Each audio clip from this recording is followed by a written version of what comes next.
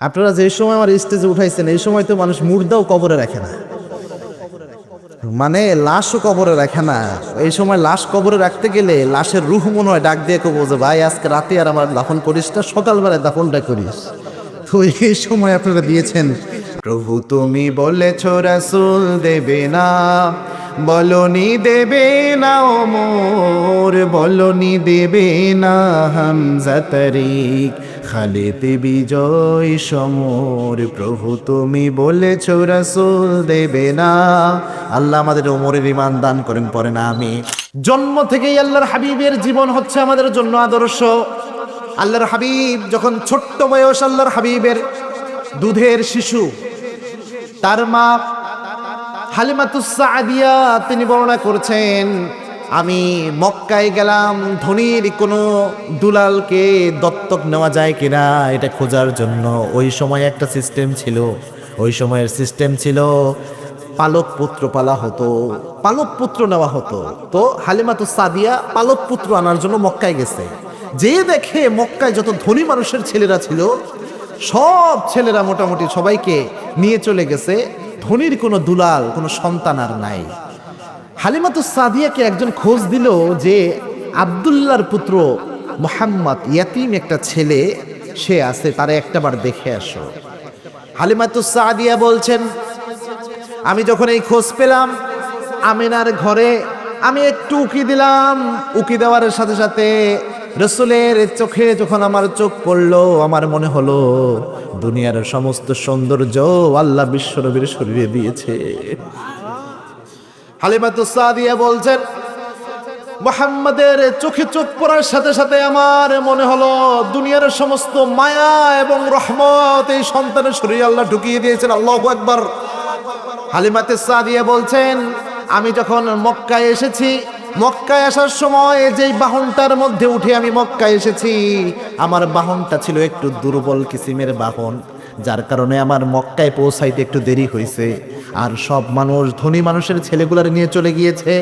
কিন্তু আমি মুহাম্মদকে যখন আমার শরীরের মধ্যে নিলাম, কোলের মধ্যে উঠাইয়া নিলাম, এরপরে আমি যখন আবার মক্কা থেকে ব্যাক করে চলে যাচ্ছি আমার বাসার দিকে, আমার 1 ঘন্টা 1.5 ঘন্টা আগে যারা তাদের বাহন নিয়ে তাদের ঘোড়া নিয়ে দৌড়াতে শুরু করেছে, মুহাম্মদকে আমার ঘোড়ার পিঠে উঠানোর সাথে সাথে, মুহাম্মদকে আমার ঘোড়ার পিঠে উঠানোর সাথে সাথে আমার ঘোড়াটা, আমার খচ্চরটা এত জোরে দৌড়ানো শুরু করলো, আমার 1.5 ঘন্টা আগে যারা মক্কা ছেড়ে চলে গিয়েছে নিমিষেই আমি তাদেরকে পার হয়ে চলে গেলাম। হালিমাতুস সাদিয়া বলছেন, মুহাম্মদকে আমি যখন আমার ঘরে নিয়ে গেলাম, আমার আরেকটা সন্তান ছিল, নাম ছিল আব্দুল্লাহ। 2 সন্তান আমার স্তনের দুধ পান করবে। আমি মুহাম্মদকে যখন এক স্তনের দুধ পান করাতাম, করানোর পর আরেক স্তনের দুধ যখন আমি পান করতে দিতাম, শিশু মুহাম্মদ কখনো 2 জায়গা থেকে দুধ পান করতেন না, 1 জায়গা থেকে শুধু দুধ পান করতেন। আমি বুঝতে পারতাম মুহাম্মদ ছোট্টবেলায় 1 জায়গা থেকে দুধ পান করতেন, আরেক জায়গা থেকে দুধ পান করতেন না। তার দুধ ভাই আব্দুল্লাহর জন্য আরেকটা স্তন তিনি ওয়াকফ করে দিতেন। একদম শিশু অবস্থা আল্লাহর হাবিব তার ভাইয়ের হক দিয়েছেন, সুবহানাল্লাহ বলেন। আর আমাদের সমাজে ভাইয়ের জমি ঠকায় খায় এমন ঘটনা আছে না নাই? বোনের জমিন ঠকিয়ে ভাইয়ের জমিন ঠকিয়ে এটা নিয়ে মারামারি করে মানুষ পর্যন্ত মারা যায়, আছে না নাই? আল্লাহর হাবিব কেমন আদর্শ ছিলেন দেখেন। ছোট্টবেলায় মায়ের কোলে থেকে আল্লাহর হাবিব ইনসাফ কায়েম করেছেন। আবার আল্লাহর হাবিব সাল্লাল্লাহু আলাইহি সাল্লাম তিনি যখন একটু বড় হতে শুরু করেন, প্রত্যেকটা জীবনে আল্লাহর হাবিবের জীবন থেকে আদর্শ আছে না নাই বলেন?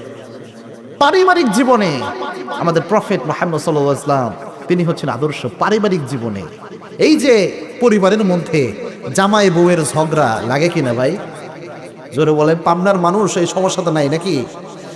স্বামী স্ত্রীর ঝগড়া একটা রেশিওতে দেখা যায়, গড়ে সম্ভবত প্রতিদিনে ঢাকা শহরে শুধু 37টা তালাক হয়। নাউজুবিল্লাহ বলেন। চিন্তা করতে পেরেছেন কি পরিমাণ তালাকের হার? এই যে এত বেশি তালাক হচ্ছে, এত গ্যাঞ্জাম, পারিবারিক সমস্যা, এই সমস্যার সমাধানে রাসূলের জীবনে আদর্শ আছে, সুবহানাল্লাহ বলেন। আল্লাহর হাবিব তার স্ত্রীর সাথে কি করতেন দেখেন। আপনি তো স্ত্রীর সাথে শুধু ঝগড়াঝাটি, স্ত্রীর সাথে খারাপ আচরণ, স্বামী স্ত্রীর মধ্যে দ্বন্দ্ব রাসূল সাল্লাল্লাহু আলাইহি ওয়াসাল্লাম কেমনে সমাধান করতেন? আল্লাহর হাবিবের ব্যাপারে মা আয়েশা বলছেন, আমরা মাঝে মাঝে আল্লাহর হাবিবের উপর রাগ করতাম, আল্লাহর হাবিবের উপর আমরা স্ত্রীরা অভিমান করতাম, কিন্তু রসুল কখনো আমাদের উপর রাগ করতেন না। আল্লাহর হাবিব যখন ঘরের দিকে আসতেন মনে হতো জান্নাতের সুশীতল বাতাস ঘরের দিকে প্রবাহিত হচ্ছে। আল্লাহর হাবিব সব সময় খাবার খাওয়ার সময় আমাদের স্ত্রীদের সাথে নিয়ে খাবার খেতেন। মা আয়েশা বলছেন, আল্লাহর হাবিব সাল্লাল্লাহু আলাইহি ওয়াসাল্লাম আমি যেই জায়গায় গ্লাসের ঠোঁট লাগিয়ে পানি পান করতাম, আল্লাহর হাবিব ঠিক ওই জায়গায় ঠোঁট লাগিয়ে বিশ্বনবী পানি খেতেন। সুবহানাল্লাহ বলে। মা আয়েশা বলছেন, আমি হাড্ডি চুষে রাখতাম, ওই হাড্ডি আবার চুষে খেতেন মুহাম্মদ সাল্লাল্লাহু। রসুলের একজন স্ত্রী ছিলেন, তিনি ঘোড়ার পিঠে উঠা পছন্দ করতেন। দেখেন স্ত্রীর শখ কেমনে পূরণ করতে হয়। রসুল যে আদর্শ, বর্তমান যুবক পোলাপান নাটক সিনেমা দেখে ভালোবাসা শেখার জন্য আছে না নাই? পোলাপান দেখবেন নাটক সিনেমা হলিউড বলিউড টলিউড এগুলো নিয়ে সারাদিন পড়ে থাকে। কেমনে রোমান্টিকতা শেখা যায়, কেমনে প্রেম শেখা যায়, অথচ যায় নায়ক নায়িকারা তাদেরকে প্রেম শেখায়, ওইগুলোরই ঘরে বউ থাকে না, আছে না নাই? বেশিরভাগ নায়ক নায়িকার দেখবেন ঘরের বউ নাই, একটা ধরে তার একটা চলে যায়, তাদের বউই তারা টিকাইতে পারে না, আর জাতিকে শেখায় কেমনে ভালোবাসা করতে হয়। যুবকরা, ভালোবাসা কাকে বলে, স্ত্রীকে কেমনে আদর করতে হয়, ভালোবাসতে হয়, কি রোমান্টিসিজম রয়েছে রসুলের জীবন দেখো। আল্লাহর হাবিবের একজন স্ত্রী ঘোড়ার পিঠে উঠা পছন্দ করতেন। আল্লাহর হাবিব সাল্লাল্লাহু আলাইহি ওয়াসাল্লাম একদিন একটা ঘোড়া নিয়ে আসলেন। ঘোড়া নিয়ে এসে আল্লাহর হাবিব সাল্লাল্লাহু আলাইহি ওয়াসাল্লাম বললেন, স্ত্রী তোমাকে ঘোড়ার পিঠে উঠাবো আজকে, চলো। ঘোড়ার কাছে আল্লাহর হাবিব গেলেন, যে আল্লাহর হাবিব নিজের হাঁটু মোবারক গেড়ে দিলেন, গেড়ে দিয়ে দুইটা হাতকে আল্লাহর হাবিব হাঁটুর উপর রাখলেন, আর রেখে বললেন, স্ত্রী আমার হাতের উপর পাড়া দিয়ে তুমি ঘোড়ার পিঠে উঠো। সুবহানাল্লাহ বলেন। তার স্ত্রী একটু আপত্তি করলো। আল্লাহর হাবিব বললেন, স্ত্রী তুমি যেন সুন্দরভাবে ঘোড়ার পিঠে উঠতে পারো এই জন্য একটু সিঁড়ির ব্যবস্থা আমি করে দিলাম। মা আয়েশাকে আল্লাহর হাবিব প্রায় মরুভূমি মধ্যে চাঁদনি রাতে, যখন নির্জন নিস্তব্ধ পরিবেশ, আকাশে চাঁদ পুরো মরুভূমির মধ্যে মিটিমিটি আলো দেয়, এরকম একটা রোমান্টিক ওয়েদারে আল্লাহর হাবিব সাল্লাল্লাহু আলাইহি ওয়াসাল্লাম মাঝে মাঝে তার স্ত্রী মা আয়েশা রাদিয়াল্লাহু তাআলা আনহাকে নিয়ে এশার নামাজের পর হাঁটতে বের হতেন। সুবহানাল্লাহ বলেন। একটু ঘুরে আসতেন, একটু পায়চারি করতেন। আবার মাঝে মাঝে মা আয়েশা বলছেন, আল্লাহর হাবিব আমার সাথে দৌড় প্রতিযোগিতা করতেন। সুবহানাল্লাহ বলে। এই যে রোমান্টিকতা স্বামী স্ত্রীর, এগুলো হচ্ছে রসুলের জীবন থেকে আদর্শ। এগুলো যদি কোনো ব্যক্তি নিজের মধ্যে আনতে পারে তাহলে স্বামী স্ত্রীর মহব্বত কি কমবে না বাড়বে? বাড়বে। রসুলের সাহাবীরা কেমন আদর্শ ছিলেন দেখেন। স্ত্রীর সাথে যে গ্যাঞ্জাম লাগে, সাহাবা একরামের জীবনে টুকিটাকি এরকম মনোমালিন্য হইতো। রাসূল সাল্লাল্লাহু আলাইহি ওয়াসাল্লামের একজন অন্যতম সাহাবী নাম হচ্ছে সাইয়েদনা ওমর রাদিয়াল্লাহু তাআলা আনহু। তিনি তো খুব ঠান্ডা মেজাজের মানুষ ছিলেন না ভাই? হ্যাঁ, ঠান্ডা ছিলেন, কঠোর। ওমর রাদিয়াল্লাহু তাআলা আনহু আহা এমন রাগী ছিলেন, কাফেরদেরকে এক হাত দিয়ে তুলে কপাল দিয়ে বাড়ি মারতে পারতেন। সুবহানাল্লাহ বলেন। আল্লাহর হাবিব বলতেন ওমর রাদিয়াল্লাহু তাআলা আনহুকে, ওমর তুমি যেই রাস্তায় একদিন হেঁটে যাও 40 দিন পর্যন্ত ইবলিস শয়তান ভয়ে ওই রাস্তায় হাঁটে না। সুবহানাল্লাহ বলেন। সাইয়েদনা ওমর রাদিয়াল্লাহু তাআলা আনহু এমন সাহসী ব্যক্তি ছিলেন, কি দাপটি ব্যক্তি ছিলেন। যেদিন প্রথম ইসলাম গ্রহণ করেই রাসূলকে বলছি, ইয়া রাসূলুল্লাহ আলাসনা আলাল হক, আমরা কি সত্যের উপরে নয়? আল্লাহর হাবিব বললেন, হ্যাঁ ওমর আমরা তো সত্য। ওমর রাদিয়াল্লাহু আনহু বলছেন, ইয়া রাসূলুল্লাহ আপনার উপর যে কোরআন নাজিল হচ্ছে, কোরআন কি সত্য গ্রন্থ না? আল্লাহর হাবিব বলেন, ওমর হ্যাঁ সত্য গ্রন্থ। ওমর রাদিয়াল্লাহু আনহু বলছেন, ইয়া রাসূলুল্লাহ তাহলে গোপনে গোপনে আবার কালেমার দাওয়াত কিসের? আপনি শুধু একটা অনুমতি দেন, নারায়ে তাকবীরের স্লোগানে পুরো মক্কাকে আমি কাঁপাইয়া দিব। সুবহানাল্লাহ বলেন। আল্লাহর হাবিব বললেন, ওমর এখন তো সাহাবী অনেক কম, এখন যদি তাকবীর দাও কাফেররা এসে মার শুরু করবে। তাকবীর দিলে মায়ের আসে কি আসে না বলেন তো? তাকবীরের স্লোগানে মায়ের হয়, এটা কি শুধু ওই সময় ছিল না বিগত 16 বছরও হয়েছে বলেন তো ভাই? আপনি যে দলই করেন এই জিনিসগুলো আপনাকে স্বীকার করতে হবে। একজন নিরপরাধ ব্যক্তির উপর যদি জুলুম হয় আমরা ওটার ব্যাপারে প্রতিবাদ জানাবো, ঠিক না ভাই? ঠিক। আমার কোনো আওয়ামী লীগের নিরপরাধ ভাইয়ের উপরও যদি, আওয়ামী লীগের সাধারণ কর্মী ছিল, সাধারণ জনগণ ছিল, ভোটার ছিল, তার উপর যদি কেউ জুলুম করে, যেটা জুলুম, ওটার প্রতিবাদ আমাদের করার দরকার আছে না নাই? কেননা জুলুমের সাথে আমরা কখনো একমত পোষণ করতে পারি না। তো তাকবীরের আওয়াজে সেই সময় বাধা হতো। আল্লাহ হাবিব বললেন, ওমর তুমি তাকবীর দিও না, তাকবীর দিলে এখন বাধার সৃষ্টি হবে। সাইয়েদনা ওমর রাদিয়াল্লাহু আনহু বললেন, ইয়া রাসূলুল্লাহ, খালি অনুমতিটা দিয়ে দেখেন, তারপরে দেখেন আমি কাজটা করি কি। আল্লাহর হাবিব বুঝলেন ওমর বলছে তো আজকে করেই ছাড়বে। আল্লাহর হাবিব বললেন, যাও ওমর, তোমাকে অনুমতি দিলাম। সুবহানাল্লাহ বলেন। 11 জন সাহাবী নিলেন, মাত্র 11 জন। 11 জন সাহাবী নিলেন। প্রথম কাতারে থাকলেন 5 জন, পিছনের কাতারে দিলেন 6 জনকে। এই 5 জনের মধ্যে প্রথম কাতারে দাঁড়ালেন সাইয়েদনা ওমর রাদিয়াল্লাহু আনহু। হাতের মধ্যে খোলা তলোয়ার, তরবারি একটা হাতে নিয়ে মিছিল বের করেছে, লিল্লাহি তাকবীর, লিল্লাহি তাকবীর, লিল্লাহি তাকবীর। মিছিল বের করলেন মক্কায়। আবু জেহেল, উতবা, সাইবা, মুগীরা সব দৌড় দিয়ে বের হয়ে এসেছে। কার বাপের বেটার এত বড় বুকের বাটা মক্কার জমিনে কালেমার মিছিল দেয়। বের হয়ে দেখে সামনে মিছিলের আর কেউ দাঁড়ানো নয়, সামনে যে ব্যক্তি দাঁড়ানো তার নাম হচ্ছে সাইয়েদনা ওমর। সুবহানাল্লাহ। আপনাদের এখানে শিয়াল আছে না ভাই? শিয়াল, শিয়াল একটা মনে করেন একটা ঝোপঝাড়ের মধ্যে লুকিয়ে ছিল, লুকিয়ে থাইকে হঠাৎ করে দৌড় দিয়ে বের হয়ে আসছে। আয়েশা দেখে সামনে 5টা কুকুর দাঁড়ানো। শিয়াল কি আর ওখানে থাকবে না মামুর বাড়ির নাম ভুলে যে দৌড় দেওয়া শুরু করবে? তো আবু জেহেল যখন বের হয়ে দেখে সামনে দাঁড়ানো ওমর, আবু জেহেল একদম হার্ট ব্রেক করছে। দৌড় দিয়ে বের হয়েছে তো দেখে ওমরকে দেখে ব্রেক, সর্বনাশ। স্পষ্ট ঘোষণা সাইয়েদনা ওমরের, খোলা তরবারি একটা হাতে। সাইয়েদনা ওমর রাদিয়াল্লাহু আনহু বলছেন, কেউ যদি চাও তার মা আজকে সন্তান হারা হোক, কেউ যদি চাও তার স্ত্রী আজকে বিধবা হয়ে যাক, কেউ যদি চাও সে জমিন থেকে বিদায় হয়ে যাবা, আজকে আমি এখানে কালেমার মিছিল দিচ্ছি। যদি বুকের পাটা থাকে আমার কালেমার মিছিলে একটা বিরোধিতা করে দেখ। সুবহানাল্লাহ বলেন। এরকম ওমর যদি একজন বাংলার জমিনে থাকতো, ইসলাম নিয়ে কোনো বান্দর সিনেমিনি খেলতে পারতো না। যদি একজন বাংলার জমিনে থাকতো, রাসূলকে গালি দেওয়ার সাহস কোনো নাস্তিকের বাচ্চা পেত না, ঠিক কিনা? আল্লাহ এরকম ওমরের সাহস আমাদের দান করেন, পড়ে না আমিন। আর আসতে বলেন আমিন। প্রভু তুমি বলেছ রাসূল দেবে না, বলনি দেবে না ওমর, বলনি দেবে না হামজা তারিক, খালিদ বিজয় সমর। প্রভু তুমি বলেছ রাসূল দেবে না। আল্লাহ আমাদের ওমরের ঈমান দান করেন, পড়ে না আমি। এই হচ্ছে সাইয়েদনা ওমর। ওমর রাদিয়াল্লাহু আনহু ছিলেন গরম মানুষ। তিনি তার স্ত্রীর সাথে কি করতেন দেখেন। রসুল যে আমাদের জন্য আদর্শ, রসুলের সাহাবীরা যে আমাদের জন্য আদর্শ, স্ত্রীর সাথেও আদর্শ দেখেন। এক ব্যক্তি গিয়েছেন ওমর রাদিয়াল্লাহু আনহুর দরবারে, তখন তিনি অর্ধ পৃথিবীর শাসক, পুরো অর্ধেক পৃথিবীর শাসক। তিনি গিয়েছেন রসুলের দরবারে, যে প্রথমে তিনি বিচার দিলেন একদিন তার স্ত্রীর ব্যাপারে, রাসূল সাল্লাল্লাহু আলাইহি ওয়াসাল্লাম একটা ফয়সালা দিয়ে দিলেন। এরপর ওমর রাদিয়াল্লাহু আনহুর শাসন আমলে আরেক ব্যক্তির ঘটনা, তিনি তখন অর্ধ পৃথিবীর শাসক। ওমর রাদিয়াল্লাহু আনহুর দরবারে একজন ব্যক্তি গিয়েছেন তার স্ত্রীর ব্যাপারে বিচার দেওয়ার জন্য। যে দেখেন সাইয়েদনা ওমর রাদিয়াল্লাহু আনহু বাসার বাহিরে তিনি বসে রয়েছেন আর চুপ করে রয়েছেন।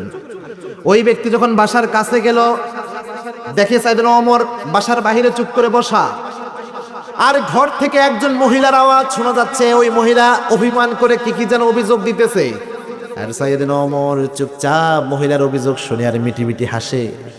ওই লোক বুঝতে পারলেন ভিতর থেকে যে মহিলা অভিযোগ দিয়ে কথাবার্তা বলতেছে, ওই মহিলা আর কেউ নয়, এটা ওমরের স্ত্রী। তিনি চিন্তা করলেন, আমার বউয়ের ব্যাপারে বিরুদ্ধে বিচার দিতে আসলাম এমন ব্যক্তির কাছে, যেই ব্যক্তির বউই তার ব্যাপারে একই কাজ করতেছে। ওই লোক চিন্তা করলো আমার আর দরকার নেই, সে চলে যেতেছে। সাইয়েদনা ওমর রাদিয়াল্লাহু আনহু বললেন, এই ভাই, আপনি আসছিলেন আমার কাছে আবার চলে যাচ্ছেন, ব্যাপারটা কি? ওই ব্যক্তি বলছে, ওমর, যেই কাজে আপনার কাছে আমি বিচার দিতে আসছিলাম ওই কাজ আমার হয়ে গেছে। সুবহানাল্লাহ কইবেন না? সাইয়েদনা ওমর রাদিয়াল্লাহু আনহু বলছেন, কি কাজ হয়েছে? বলছে, আমার কাজ হয়ে গেছে, আমার লাগবে না। ওমর রাদিয়াল্লাহু আনহু তাকে নিয়ে মসজিদে নববীতে বসালেন, বসিয়ে বললেন যে বলেন তো ভাই, হয়েছেটা কি? ওই লোক তখন বলছে, ওমর, আমার বউ প্রায় সময় আমার সাথে অভিমান করে, একটার পর একটা কথা বলে। এই যে অভিযোগ আমার বউয়ের, এগুলো শুনতে শুনতে আমি বিরক্ত। আমি চিন্তা করছিলাম আপনি অর্ধ পৃথিবীর শাসক, একটা ফয়সালা আপনি দিবেন, আপনি কি করা উচিত, আপনার কাছে বিচার দিতে আসছি। এখন এসে দেখি আপনার স্ত্রীরও একই অবস্থা, পারলে আপনার বউয়ের চেয়ে আমার বউ ভালো আছে। সাইয়েদনা ওমর রাদিয়াল্লাহু আনহু বললেন, ভাই, আমি যে ঘরটায় থাকি, ঘরটার দায়িত্ব কার? ওই ব্যক্তি বলছেন, ওমর আপনার। ওমর রাদিয়াল্লাহু আনহু বললেন, আমার যে সন্তানগুলো রয়েছে, সন্তানের দায়িত্ব কার? ওই ব্যক্তি বলছে ওমর আপনার। সাইয়েদনা ওমর বলছেন আমার জামা কাপড়গুলো ধোয়ার দায়িত্ব কার? ওই ব্যক্তি বলছে ওমর আপনার। এবার ওমর রাদিয়াল্লাহু বললেন একটা মেয়ে নিজের আব্বাকে ছেড়ে, আম্মাকে ছেড়ে, আত্মীয় স্বজন সবাইকে ছেড়ে আমার ঘরে এসেছে, আমার ঘরটাকে ওই মেয়েটা গুছিয়ে রাখে, আমার পরিবারের সমস্ত কাজগুলো ওই মেয়েটা করে। ওই মেয়ের দুই একটা অভিমানের কথাও যদি আমি শুনতে না পারি, স্বামী হিসেবে কি অধিকার ওই মহিলারে আমি দিলাম? সুবহানাল্লাহ। ওই মহিলা ওমর রাদিয়াল্লাহুকে হাত ধরে বলছেন ইয়া খলিফা, আমি বুঝতে পেরেছি জিন্দেগিতে আর কোনোদিন স্ত্রীর সাথে আমি গ্যাঞ্জাম করব না। সুবহানাল্লাহ বলে। আহা, এই গ্যাঞ্জামের প্রবণতা এগুলা কিন্তু আছে রাসূলের জীবনে আদর্শ। এক লোক খুব রাগারাগি করতো তার বউয়ের সাথে, তার বউ তার স্বামীর রাগের অত্যাচারে কোনোভাবেই বাঁচে না, বাসায় ঢুকলে শুধু বউকে পিটায় আর রাগারাগি করে। ওই মহিলা গেছে এক হুজুরের কাছে, বড় একজন আলেমের কাছে, যে বলছে হুজুর আমার একটা তাবিজ দেন, এমন তাবিজ দিবেন আমার স্বামী যেন টনটনা সোজা হয়ে যায়, আমি যেমনে বলবো আমার স্বামী অমনি কথা শুনবে। হুজুর চিন্তা করলো এই মহিলা তো বিপদে পড়বে কয়েকদিন পরে, আমি যদি তাবিজ নাও দেই এক কবিরাজের কাছে তাবিজ নিয়ে ইমান নষ্ট করবে, আছে না নাই? ওই মহিলাকে ওই হুজুর বলল যে তোমার তো তাবিজ দেওয়া উচিত না, তুমি ভরসা করবে একমাত্র কার উপর বলেন তো? মহিলাকে বললেন মানে আল্লাহকে তামিমাতান ফাকাদ আশরাক, এরকম তাবিজের উপর যারা ভরসা করে তাদের ঈমান নষ্ট হয়ে যায় অনেক ক্ষেত্রে, কুফরি তাবিজ যেগুলা। তো তুমি আল্লাহর উপর ভরসা করো, আল্লাহর কাছে দোয়া করো, নামাজি কান্নাকাটি করো, আল্লাহ যেন হেদায়েত দেয় তোমার স্বামীকে। ওই মহিলা বলছে না হুজুর আপনার একটা তাবিজ দিতেই হবে। তো হুজুর চিন্তা করলো আমি তাবিজ না দিলেও এই মহিলা যায় ভণ্ড কোনো কবিরাজের কাছে তাবিজ নিয়ে হলেও ঈমান নষ্ট করবে, পারলে ওখানে টাকাও নষ্ট করবে। তো হুজুর একটা তাবিজ বানাইয়া দিলেন। তাবিজ বানাইয়া দিয়ে বললেন এই তাবিজের শর্ত হলো এই তাবিজের ভিতরে যা আছে এটা খুলে দেখা যাবে না, আর এই তাবিজ ব্যবহারের নিয়ম হলো এটা শরীরে বাঁধা যাবে না। তোমার স্বামী যখন ঘরের মধ্যে ঢুকবে, ঢুকে যখন তোমার উপর রাগারাগি শুরু করবে, এই এটা করলি না কেন, ওটা করলি কেন, তখন তুমি তাবিজটা বের করবা, বের করে সুন্দরভাবে তোমার মুখটা খুলবা, খুলে জিহ্বাটা একটু উঠাবা, উঠে জিহ্বার নিচে তাবিজের ছোট অংশটা রাখবা, রেখে জিহ্বাটা ওটার উপর রেখে মুখটা বন্ধ করে রাখবা। মহিলা বলছে আচ্ছা হুজুর ঠিক আছে। এই মহিলা তাবিজ বাসায় নিয়ে গেছে। বাসায় নিয়ে যাওয়ার পর তার স্বামী বাসায় ফিরে দেখে একটা কাজের কথা বলেছিল তার স্ত্রী কাজটা করতে ভুলে গেছে। জামাই এসেই তোকে না বলছে এই কাজটা করার জন্য, এই কাজ করিস না কেন? বিশাল ঝগড়া, চিল্লা চিল্লি করে পুরো বাড়ি গরম করে ফেলছে। এই মহিলা তাবিজ ওইটা জিহ্বার নিচে দিয়ে চুপ করে আছে, কোনো কথা বলে না। স্বামী চিন্তা করলো কিরে আমার বউ ফেরেশতা হইলে হবে, প্রতিদিন এক কথা কইলে তিন জবাব দেয়, আজকে কোনো জবাবই দিতেছে না, ব্যাপারটা কি? স্বামী কতক্ষণ চিল্লা চিল্লি করে চলে গেছে। দ্বিতীয় দিন আবার স্বামী বাহির থেকে ঘরে ফিরছে, ফিরে আবার আরেকটা দোষ বের করছে, দোষ বের করে ইচ্ছা রকম চিল্লা চিল্লি। মহিলা আবার তাবিজ নিয়ে ওই জিহ্বার নিচে দিয়ে চুপ করে আছে, কথা কয় না। স্বামী তো এই দিনে অবাক হয়ে গেছে। তৃতীয় দিন আবার যখন এসে চিল্লা চিল্লি করে, তাও দেখে মহিলা কথা বলে না, তাবিজ জিহ্বার নিচে দিকে চুপ করে আছে। ওই পুরুষ চিন্তা করতেছে, স্বামী চিন্তা করতেছে আজকে যে কোনো ভাবে তোকে কথা বলাবো, যেমনি ইচ্ছা আজকে ঝগড়া করবোই তোর লাগে। কথা বলতে বলতে ওই স্বামী রাগ দেখাইতে দেখাইতে মহিলার বাপের বাড়ি নিয়ে খোঁটা দিছে, মহিলার বাপকে গালি দিয়ে বসে আছে। ও ভাই, এক মহিলার 14 গোষ্ঠীকে আপনি যদি গালি দেন তেমন লাগে না, কিন্তু মহিলার বাপকে নিয়ে, বাপের বাড়িকে নিয়ে যদি গালাগালি করেন, আপনার কোনোভাবে আপনার আস্ত রাখবে না, কারণ সব সাইডে আপনার ঘরে আসছে। আপনি যদি বাপের বাড়ি নিয়ে খোঁটা দেন, এটা সহ্য করা সম্ভব? তো বাপের বাড়ির খোঁটা তো মহিলারা মেনে নিতে পারে না। ওই স্বামী চিন্তা করছে আজকে ঝগড়া করেই ছাড়বো। তো তৃতীয় দিন যখন বাপের বাড়ি নিয়ে গালাগালি চিল্লা চিল্লি করে, মহিলা তাও তাবিজ জিহ্বার নিচে দিয়ে একদম চুপ করে বসে আছে। স্বামী চিন্তা করছে যে কোনো একটা গন্ডগোল আছে, আমার স্ত্রী হয়তো আমার উপরে এমন কষ্ট পাইছে, মনের মধ্যে এমন দুঃখ আমার ব্যাপারে, আমার সাথে কথা বলাই বাদ দিছে, এরকম থাকলে তো আমার কিয়ামতের দিন আল্লাহ আসামি বানায় দিবে। এবার স্বামী যায় একটু পরে স্ত্রীকে হাত ধরছে, ধরে বলতেছে স্ত্রী আমি মাঝে মাঝে বাহিরে অনেক পরিশ্রম করি, কষ্টের মধ্যে কাটে, অনেক রাগটা হয় বাহিরে, ওই রাগ তো বাহিরে খাটাইতে পারি না, তোমার উপর একটু অভিমান ঝাইরা আমার রাগটা থামাই, তোমাকে একটু ভালোবেসে রাগও দেখাই, ভালোবাসে যে রাগ করে সে, ঠিক না ঠিক? তো বলতেছে একটু রাগ তো তোমার সাথেই আমি করি, তুমি মনে হয় এমন কষ্ট আমার উপর পাইছো, কথা বলাই বাদ দিয়ে দিছো, আমি যতই চিল্লাই যতই রাগারাগি করি কোনো জবাবই তুমি আমার দিতেছো না। স্ত্রী আমি মনে হয় তোমার উপর বেশি জুলুম করে ফেলছি, তুমি আমার মাফ করে দিয়ে, এই বলে স্ত্রীকে জড়ায় ধরছে। স্ত্রী মনে মনে করে এই তো তাবিজে কাজ হয়েছে।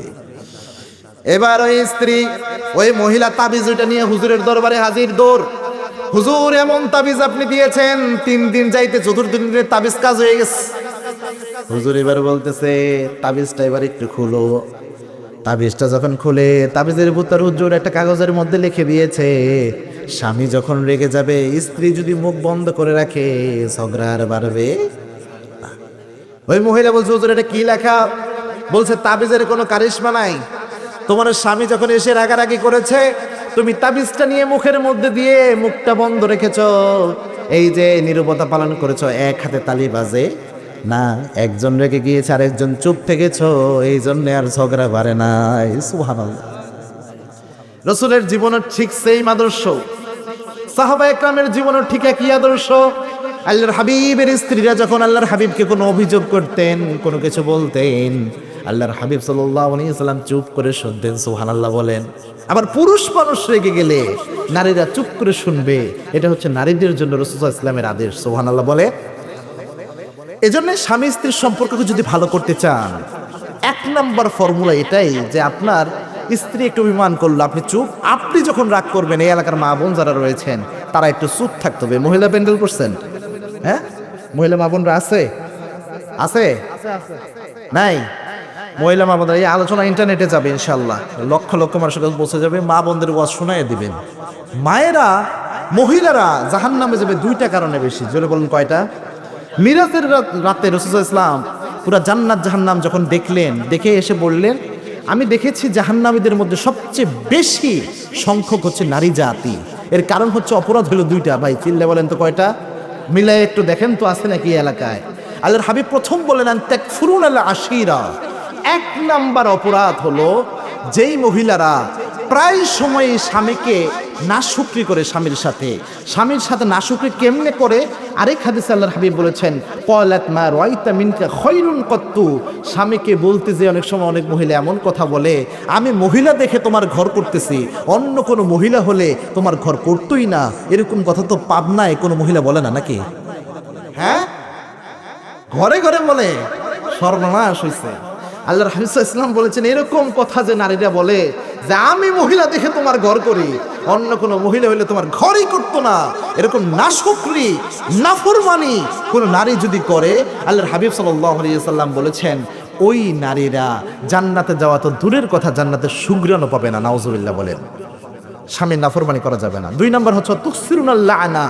যেই নারীরা কথায় কথায় লানত দেয়, একটু মেজাজ গরম হলেই কয় তোর উপর আল্লাহর গজব পুরুক, আছে না নাই?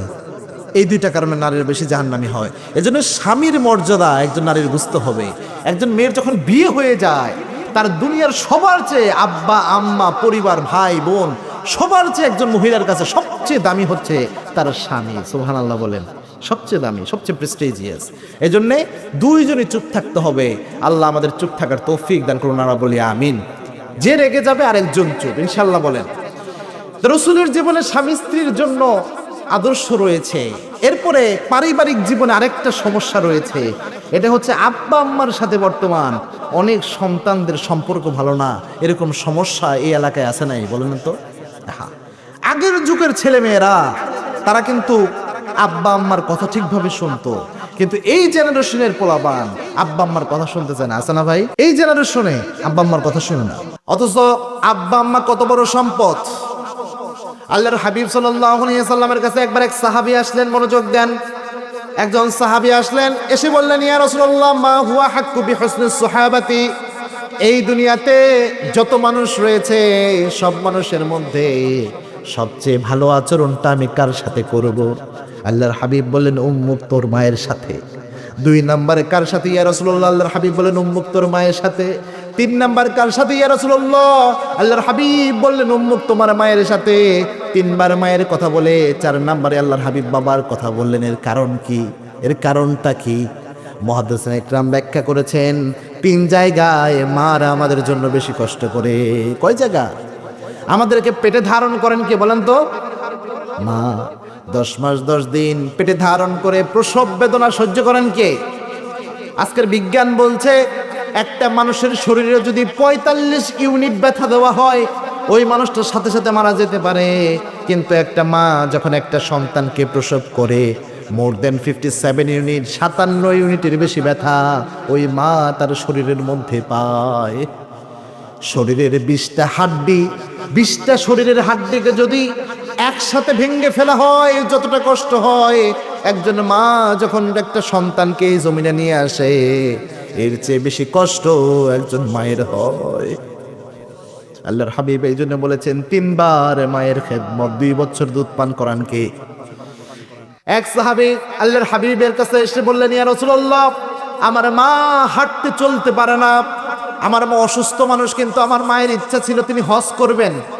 আমার বাসা হচ্ছে ইয়ামেনে, ইয়ামেন থেকে আমি আমার মাকে আমার পিঠে উঠিয়েছি, আমার নিজের পায়ে হেঁটে হেঁটে আমি মক্কায় এসেছি, মক্কায় এসে হজের সমস্ত কাজ আমি সম্পাদন করেছি, এরপরে আপনার দরবারে এসেছি গো নবী, আমি আমার মায়ের হক আদায় করতে পেরেছি কিনা?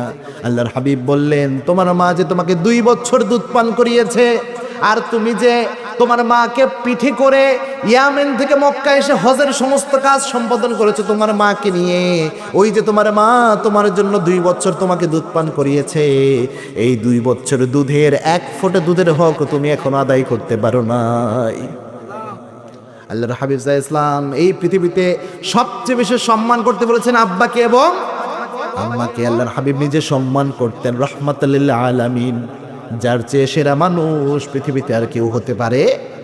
তার চেয়ে শ্রেষ্ঠ মানুষ, শ্রেষ্ঠ পার্সোনালিটি সম্পন্ন ব্যক্তি আল্লাহর জমিনে আর একজন আসে? যিনি হ্যাঁ বললে হালাল হয়ে যায়, না বললে হারাম হয়ে যায়, যিনি আঙ্গুল ইশারা করলে আসমানের চাঁদ দ্বিখণ্ডিত হয়ে যায়, যিনি যদি কোনো কিছু আদেশ করেন ওইটা উম্মতের জন্য ফরজ হয়ে যায়। সুবহানাল্লাহ। আল্লাহর হাবিব সাল্লাল্লাহু আলাইহি ওয়াসাল্লাম তিনি সম্মান করতেন মায়ের। আল্লাহর হাবিব সাল্লাল্লাহু আলাইহি ওয়াসাল্লাম একদিন এইভাবে কোরআন হাদিসের কথা বলছিলেন, হঠাৎ করে সাহাবা একরাম লক্ষ্য করলেন একজন শুকনা শরীরের মহিলা তিনি মসজিদ নববীর দিকে আসছে। আল্লাহর হাবিব সাল্লাল্লাহু আলাইহি ওয়াসাল্লাম এই শুকনা শরীরের মহিলাকে দেখে হাদিসের কথা ছেড়ে উঠে গেলেন, দরজা পর্যন্ত আগায় গেলেন তার জন্য। ওই মহিলাকে আল্লাহর হাবিব নিজে রিসিভ করলেন, এরপরে নিজের চাদর যে ছিল রসুলের চাদরটা আল্লাহর হাবিব বিছায়া দিলেন, ওই মহিলা চাদরের উপর বসলো। এরপরে আল্লাহর হাবিব সাল্লাল্লাহু আলাইহি ওয়াসাল্লাম ছাত্রের মতো মহিলার সামনে বসলেন। দীর্ঘ সময় মহিলার সাথে আল্লাহর হাবিবের কথা হলো। এরপর যখন মহিলা চলে যায় আল্লাহর হাবিব সাল্লাল্লাহু আলাইহি ওয়াসাল্লাম দরজা পর্যন্ত আবার আগায়া দিলেন। সুবহানাল্লাহ বলেন। যত দূর ওই মহিলাকে দেখা যায় আল্লাহর হাবিব তাকায়া থাকলেন আর চোখের পানি মুছছেন। সাহাবা একরাম অবাক দৃষ্টি দিকে তাকিয়ে রয়েছেন। সাহাবা একরাম অবাক হয়ে তাকিয়ে রইলেন। এই মহিলা কোন মহিলা?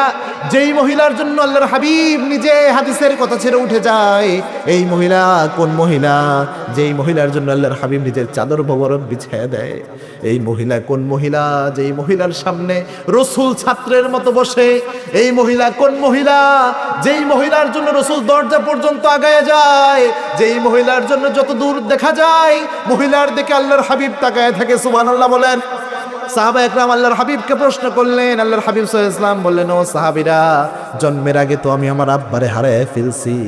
6 বছর যখন আমার বয়স আমি আমার মাকেও হারিয়ে ফেলেছি। যেই দুধমা কোলে কাকে করে আমাকে বড় করেছে সেই দুধমা হালিমাতুস সাদিয়া আজকে আমাকে দেখতে এসেছে। আমার মারে সন্তান হিসেবে একটু সম্মান আমি দিয়েছি। আল্লাহর হাবিব বলতেন, লাউ কতাআতা জিলদাক, শরীরের চামড়া কেটে আব্বার জন্য আম্মার জন্য যদি পাপোশ বানায়া দেওয়া যায় তবু আব্বার আম্মার ঋণ পরিশোধ করা সম্ভব। জোরে বলেন সম্ভব।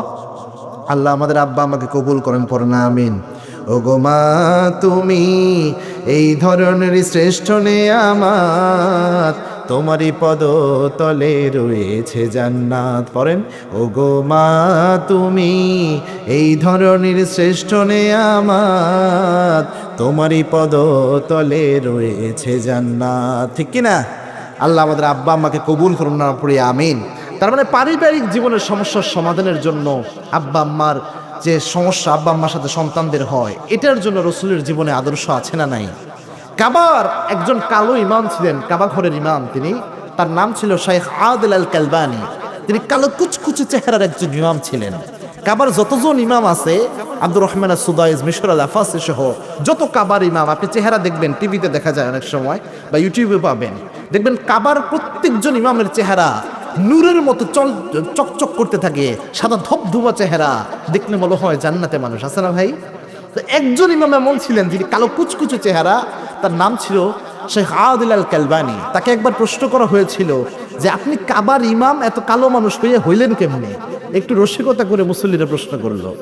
তো শেখ আদিল আল কালবানি বললেন, আমার মায়ের বদদুয়ার কারণে, দোয়া না, আমার মায়ের বদদুয়ার কারণে আমি কাবার ইমাম হয়েছি। সুবহানাল্লাহ বলেন। মুসল্লিরা অবাক, এটা কেমনে সম্ভব? মায়ের বদদুয়ায় কাবার ইমাম। মুসল্লিরা ইমামকে বললো, ইমাম মায়ের দোয়া মানুষকে কাবার ইমাম বানায়, এটা আমরা বুঝলাম, কিন্তু মায়ের বদদুয়ায় আপনি আবার কাবার ইমাম হলেন কেমনে? ওই শাইখ আদিল আল কালবানি বলছেন, আমি ছোট্টবেলায় দুষ্টের হাড্ডি ছিলাম, শুধু দুষ্টামি করতাম। আমার নামে প্রতিদিন 4-5টা বিচার আসে বাসায়। আশেপাশে যত বাচ্চারা ছিল আমার অত্যাচারে কোনোভাবে বাঁচে না, শুধু আমার মায়ের কাছে বিচার আসতো আমার নামে। আমার মা ছিলেন একজন আল্লাহর ওলি, পরহেজগার নারী। যখনই আমার নামে বিচার আসতো, আমার মা যখন বিচারে শুনতেন, বিচারে শুনে আমার মা একটা দোয়া করতেন আমার জন্য। আমার মা বলতেন, আল্লাহ তোরে হেদায়েত দান করুক, আল্লাহ তোরে কাবার ইমাম বানাইয়া দিক। সুবহানাল্লাহ। শেখ আদিল আল কালবানি বলছেন, ওই যে আমার মা আমাকে বদদুয়া দিয়ে বলতো, আল্লাহ তোরে কাবার ইমাম বানায় হেদায়েত দান করুক, ওই মায়ের বদদুয়ার কারণে আল্লাহ আমার আজকে কাবার ইমাম বানিয়েছে। এই জন্য পাবনার যুবক ভাইয়েরা, আজকে এই গভীর রজনীতে মাহফিল, একটা মেসেজ মিনিমাম আজকে নিয়ে যান। মনে রাখবেন, সারা পৃথিবীর সমস্ত ইমামরা, কাবা ঘরের ইমাম, মসজিদ নববীর ইমাম, বাইতুল মুকাররমের খতিব, বাংলাদেশের সমস্ত হুজুর ওয়াইজরা এক গ্লাস পানিতে আপনার জন্য ফু দিবে পুরো কোরআনটা পড়ে। আর আপনার মা কোরআন ঠিকভাবে পড়তেও পারে না, আপনার মায়ের কাছে আমি একটা গ্লাস পানি নিয়ে যাবেন, বলবেন, মা তুমি শুধু সূরা ফাতিহাটা পড়ে আমার জন্য ফু দাও। আল্লাহর কসম, আপনার মায়ের ফু সবার আগে আল্লাহর আরশে পৌঁছে যাবে। জীবনে সফল হতে চান, ব্যবসায় উন্নতি করতে চান, যেখানে সেখানে টাকা দিয়ে কোনো লাভ হবে না।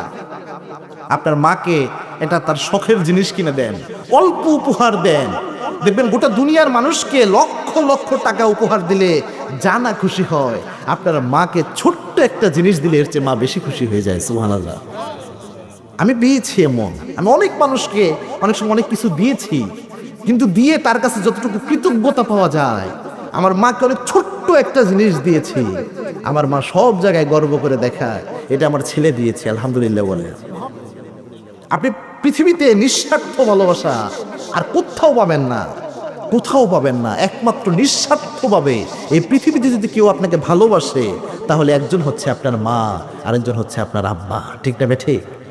এই জন্য যুবক ভাইরা, জীবনে সফল হতে চান, সাকসেসফুল হতে চান, ভালো চাকরির ব্যবস্থা করতে চান, পড়ালেখায় ভালো করতে চান, আর কিচ্ছু করেন আর না করেন, আব্বা আম্মার দোয়াটা ঠিকভাবে নেন।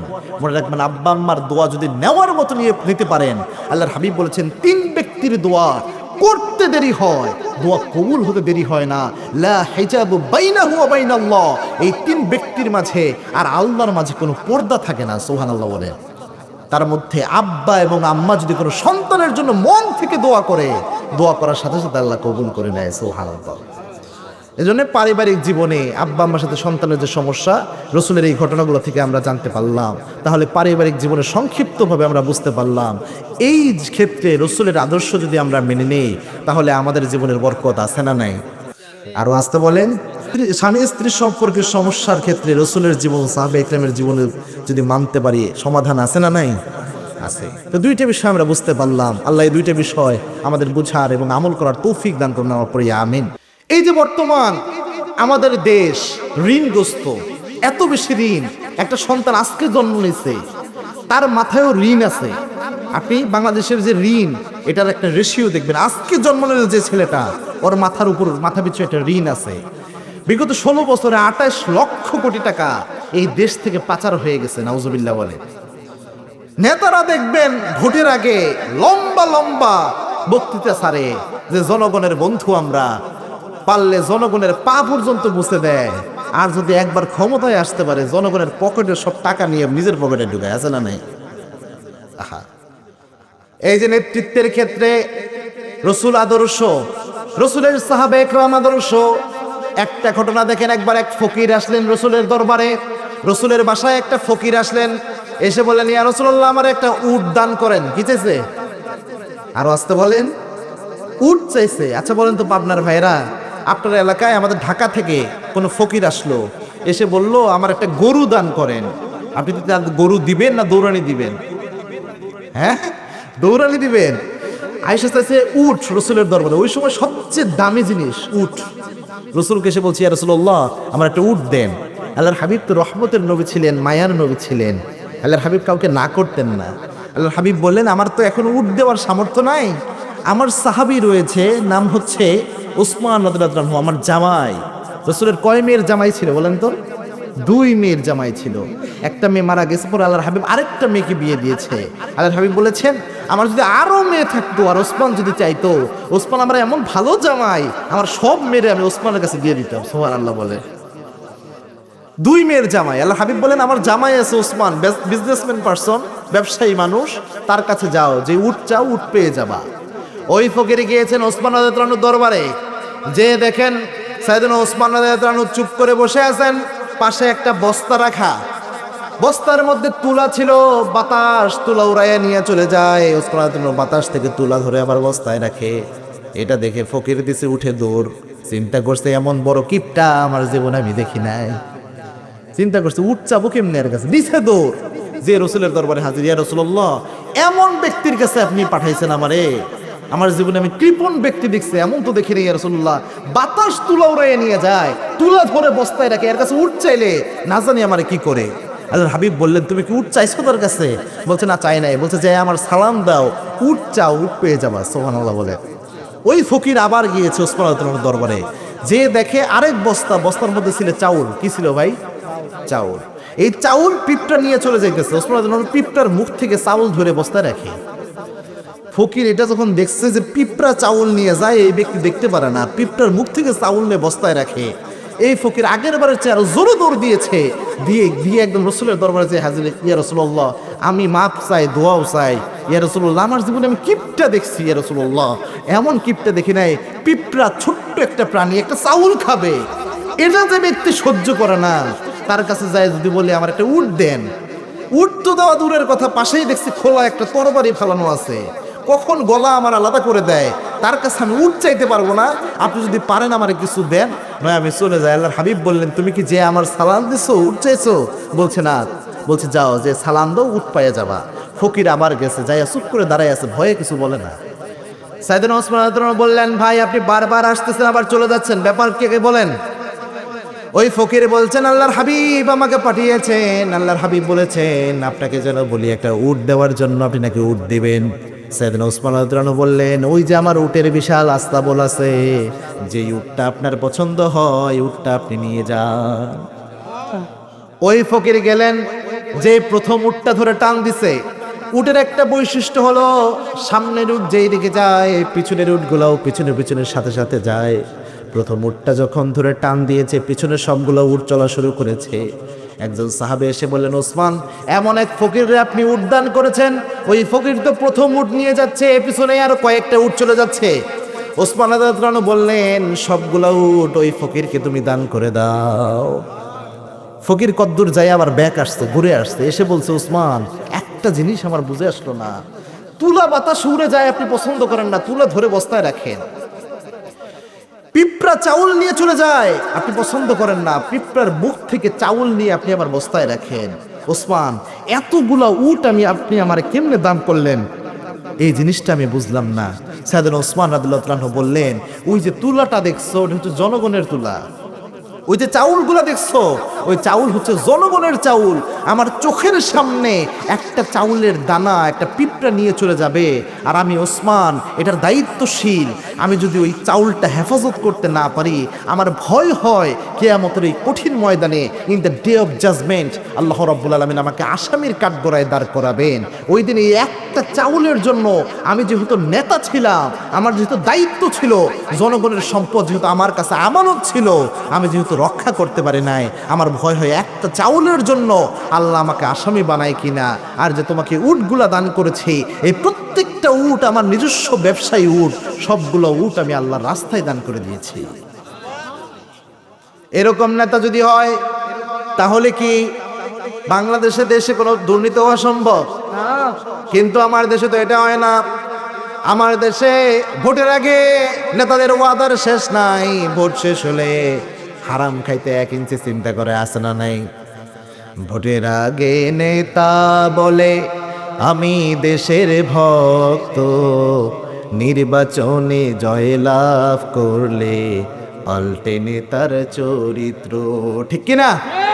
ভোটের আগে বিশাল পাঞ্জাবি, মাথায় টুপি, দেখে মনে হয় সদ্দেক জান্নাত থেকে পালায় আসছে।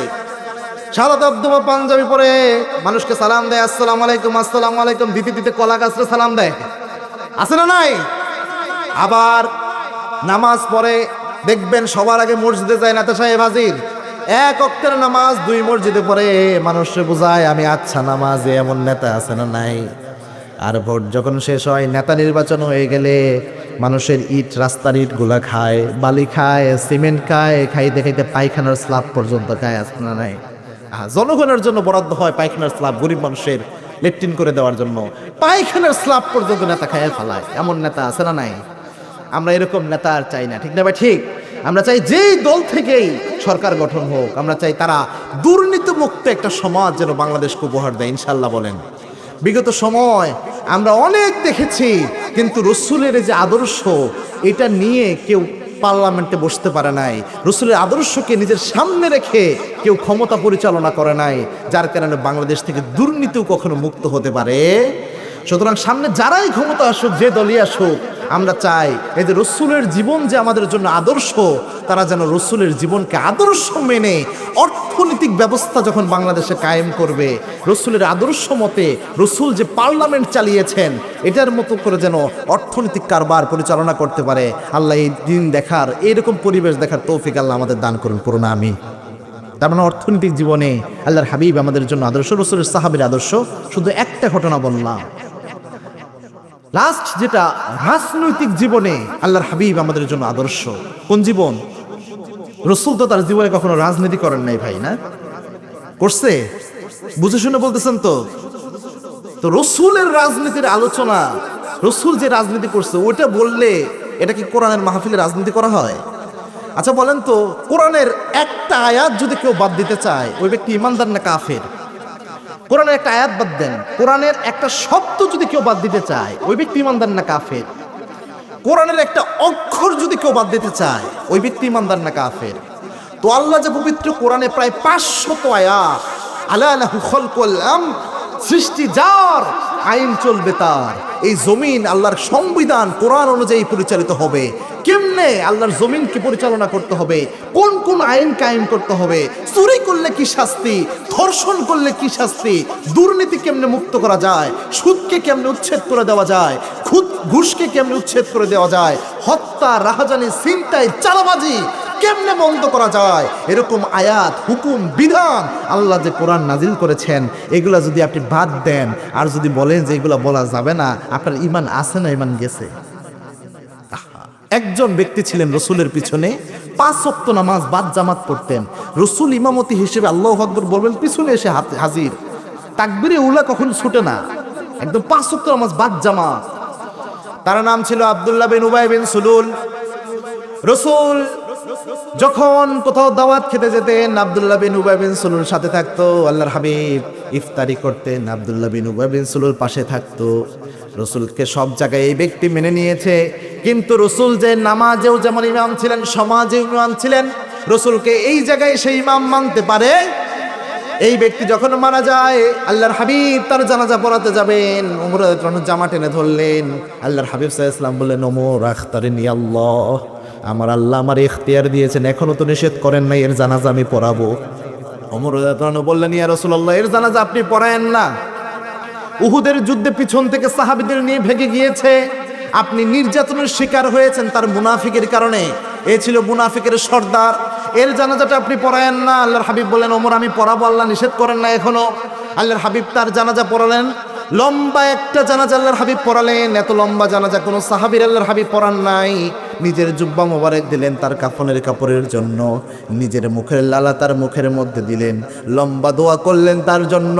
চোখের পানি ছেড়ে আল্লাহর হাবিব চিন্তা করলেন, আমার দোয়ার কারণে যদি একজন ব্যক্তিকে আল্লাহ মাফ করে দেয়, তাহলে তো আমার খুশনসিব, নবী হিসাবে আমি সফল। এই ক্ষেত্রেও আল্লাহর হাফিজ ইসলাম এই জন্য এত বেশি দোয়া তার জন্য করলেন, কারণ আমার নবী ছিলেন রহমতের নবী। এই ব্যক্তির জানাজা যখন এত লম্বা সময় নিয়ে আল্লাহর হাবিব পড়ালেন, আল্লাহ রাব্বুল আলামিন কোরআনের আয়াত নাযিল করলেন, ইয়া রাসূলুল্লাহ, এই মুনাফিকের বাচ্চার জন্য একবার নয়, দুইবার নয়, ইন তাস্তাগফির লাহুম ৭০ মাররা, ৭০ বারও যদি এই মুনাফিকের বাচ্চার জন্য আমি আল্লাহর কাছে আপনি মাপ চান, আপনার দোয়া আমি কবুল করব না। কেননা এই মুনাফিক নামাজে আপনাকে ইমাম মানতে পেরেছে, কিন্তু সমাজে রাজনীতি পরিচালনা করার ক্ষেত্রে আপনার ইমান মানতে পারে। তার মানে আপনি শুধু নামাজে ইসলাম মানবেন, নামাজে কোরআন মানবেন, নামাজে রসুলের জীবন মানবেন, নামাজে রসুলের আদর্শকে মানবেন, কিন্তু সমাজে যখন আপনি যাবেন, রাজনৈতিক জীবন যখন পরিচালনা করবেন, রসুলের রাজনৈতিক আদর্শকে আপনি আদর্শ হিসেবে গ্রহণ করতে পারবেন না, আপনার ইমান পরিপূর্ণ হবে। আল্লাহ বলছেন, আফাতুমিনুনা বিবাদিল কিতাব ওয়া তাকফুরুনা বিবাদ, তোমরা কি কোরআনের কিছু বিধান মানবা আর কিছু বিধানকে অস্বীকার করবা, এরকম চিন্তা করেছো নাকি? এরকম বৈশিষ্ট্য যদি তোমাদের থাকে, শুনে রাখো, উলাইকা হুম কাফিরুনা হাক্কা, এরকম খাসলত যারা রয়েছে, যাদের এই খাসলত রয়েছে, তারা হচ্ছে নির্ভেজাল কাফের। নাউজুবিল্লাহ বলেন। তার মানে রাজনৈতিক জীবনেও আপনার রসুলের জীবনকে আপনাকে আদর্শ হিসেবে মানতে হবে। যদি এটা মানতে না পারেন, আপনি কোরআনে কিছু জায়গায় ইসলাম মানলেন আর কিছু জায়গায় ইসলাম মানলেন না। এখন আমার উদার আহ্বান থাকবে, সামনে যে দলই দেশ পরিচালনা করুক, তারা যেন রসুলের জীবনকে আদর্শ হিসেবে মেনে নিতে পারে। আমরা দোয়া করছি, আমিন। আরো আসতে বলেন আমিন। এই রাজনৈতিক জীবনে রসুলকে আদর্শ যারা মানতে পারে, তাদের যার দ্বারা কখনো এক দল আরেক দলকে আক্রমণের শিকার করা হয়। আজকের ঘটনায় যে আপনাদের এখানে আসতে আসতে দেখলাম, শেরপুরে এক দল, সম্ভবত বিএমপির দল, বিএমপির ভাইরা আর জামাত ইসলামের ভাইরা, দুই দলের সংঘর্ষ লেগে একজন ওই জায়গার আমির, সম্ভবত একজন নেতা জামাত ইসলামের, তিনি একদম মারাই গিয়েছেন, নিহত হয়েছেন। ইন্নালিল্লাহ বলেন, ইন্নালিল্লাহ। এই বিএমপির ভাইরা এবং জামাত ইসলামের ভাইরা বিগত 16 বছর এক রুটি দুই ভাই ভাগ করে খাইত, জেলখানায় থাকতো দুই ভাই। যখন একজনের বাড়ি থেকে খাবার আসতো, বলতো ভাই আমার বাসা থেকে খাবার আসছে, এই খাবার আরেকজনকে দিয়ে দুই ভাই ভাগ করে খাইতো, আছে না নাই? রুটি একটা আসতো, এক রুটি ছিঁড়ে আরেক ভাইকে দিয়ে খাইতো, আছে না? আহা, এক ভাইয়ের বাসায় দাওয়াত, আরেক ভাই যে সবার আগে দায়িত্ব পালন করতো যে আমার ভাইয়ের বাসায় যেন দাওয়াতটা ঠিকভাবে পরিচালনা হয়, একসাথে ছিল প্রায় 30 বছরের বেশি। দেখেন, রাজনৈতিক জীবনে রসুলকে আদর্শ মানতে না পারলে কি হয়, ব্যক্তি জীবনে মানতে পারে নাই। রাসূল সাল্লাল্লাহু আলাইহি ওয়াসাল্লামের সাহাবা একরাম এক ভাই আরেক ভাইয়ের জন্য নিজের ঘর ছেড়ে দিয়েছেন, নিজের বাড়ি ছেড়ে দিয়েছেন। এবং কি রাসূল যখন হিজরত করে যায়, ওই আনসার সাহাবী যারা ছিলেন, অনেক সাহাবীর একাধিক স্ত্রী ছিল, 2-3টে স্ত্রী ছিল, কিন্তু যারা হিজরত করে গেলেন অনেকের স্ত্রী নাই, বাসায় রান্না বান্না করবে কেমনে, কোনো ব্যবস্থা নাই, কাপড় ধোয়ার লোক কেউ নাই। অনেক আনসার সাহাবী তখন বলেছেন, ভাই আমার তো একাধিক স্ত্রী আছে, আপনার তো স্ত্রী নাই, আর নবমুসলিমা কোনো নারীও নাই, বিয়ে করবেন যে আপনি, যেহেতু আমার একের অধিক স্ত্রী আছে, ও ভাই আপনার কোনো স্ত্রী নাই, আমি আমার একটা স্ত্রীকে তালাক দিয়ে দিচ্ছি, আপনি আমার স্ত্রী যখন ইদ্যত পালন করা শেষ হবে, আপনি আমার ওই স্ত্রীটাকে বিয়ে করে আপনার সংসারটা করে। কি মহব্বত ছিল, ইমানের কারণে মহব্বত। আর দেখেন, একজন সেক্রেটারি জামাত ইসলামের সম্ভবত ওই জায়গার, সে মারাই গেল। এরকম দুঃখজনক ইতিহাস কি আমরা চাই ভাই বাংলাদেশে? আমার কোনো বিএমপির ভাইয়ের উপর যদি আক্রমণ হয়, এটাও আমরা কখনো চাই না। আমার জামাত ইসলামের ভাইয়ের উপর আক্রমণ করবে কোনো ভাই, এটাও আমরা চাই না। আমরা চাই আপনারা দিন অনেক দিন একসাথে ছিলেন, একসাথে সুখী সমৃদ্ধ একটা দেশ আমাদের গরিব মানুষদের উপহার দেন, ঠিক না বে ঠিক? মিলেমিশে থাকেন। মিলেমিশে যদি না থাকেন, সামনে ওই পাশে যে হিন্দু দাদারা আছে, ওত পেতে বসে আছে, আপনারা কামড়া কামড়ি করবেন, এক ছয়ে এসে দেশ দখল করে ফেলবে, আছে না নাই? যুদ্ধ কিন্তু একটা হবে, মনে করেন না এমনি এমনি। 1450 বছর আগে আল্লাহর হাবিব বলেছেন, আমার উম্মতের 2টা দল বিনা হিসাবে জান্নাতে যাবে, আমি নবী গ্যারান্টি দিলাম, এরা মারা যেতে দেরি হবে, জান্নাতে যেতে দেরি হবে না। সুবহানাল্লাহ বলে। তার মধ্যে একটা দল হচ্ছে হিন্দুস্তানের সাথে মুসলমানদের একটা যুদ্ধ হবে। এই যুদ্ধে এত প্রকট আকার ধারণ করবে, এই যুদ্ধের মধ্যে এত মারাত্মক অবস্থা হবে, 1000-এর মধ্যে প্রায় 999 জনই মারা যাবে। কঠিন একটা যুদ্ধ হবে।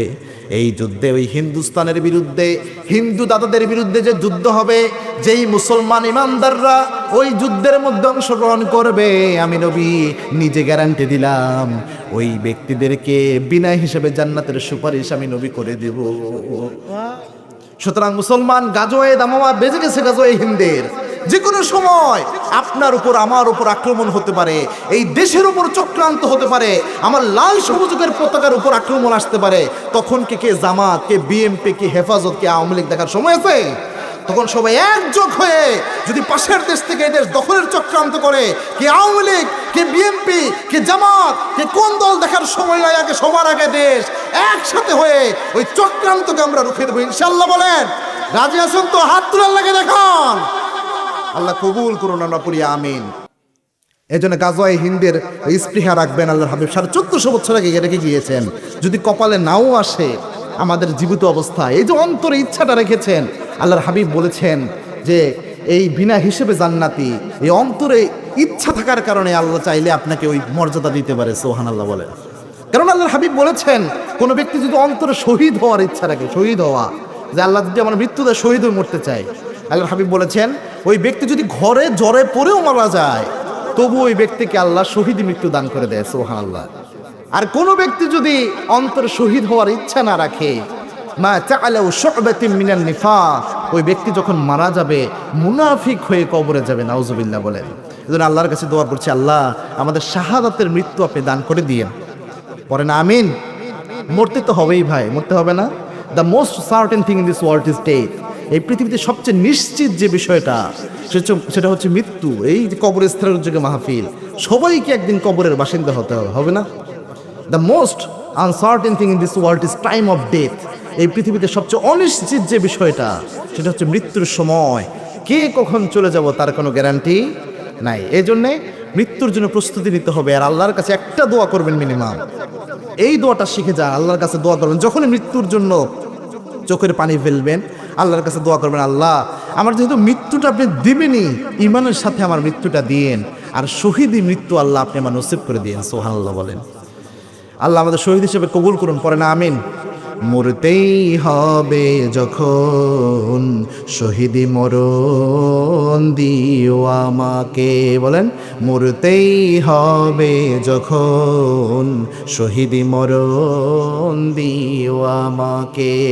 শাহাদাতে জানি শুধুই জীবন, সে জীবন দিও আমাকে। মরতেই হবে যখন শহীদি মরণ দিও আমাকে। রোগে শোকে মরণ দিও না আমায়, বিপদে মুসিবতে নিও না আমায়। এমন মরণ দিও চোখ বুঝলেই যেন দেখি তোমাকে। মরতেই হবে যখন শহীদি মরণ দিও আমাকে। পরে না আমিন। আল্লাহ আমাদেরকে কবুল করুন। পরে না আমিন। তো আজকে সংক্ষিপ্তভাবে আমাদের জীবনের আদর্শ হচ্ছে একমাত্র জনাবে মুহাম্মদুর রাসূলুল্লাহ সাল্লাল্লাহু আলাইহি ওয়াসাল্লাম। এই বিষয়ে আলোচনা করলাম। প্রথমে বলেছি পারিবারিক জীবনে রাসূল আমাদের আদর্শ, ওইখানে স্বামী স্ত্রীর সাথে কি আদর্শ এটা বলেছি, বাবা মার সাথে সন্তানদের কি আদর্শ রয়েছে এটা বলেছি। এরপরে অর্থনৈতিক জীবনে আমাদের জন্য রসুল আদর্শ, এখানে একটু আলোচনা করেছি। রাজনৈতিক অঙ্গনে রসুল সাল্লাল্লাহু আলাইহি ওয়াসাল্লাম আমাদের জন্য আদর্শ, অর্থাৎ রসুলের জীবনের রাজনীতির অনেকগুলো নিদর্শন রয়েছে।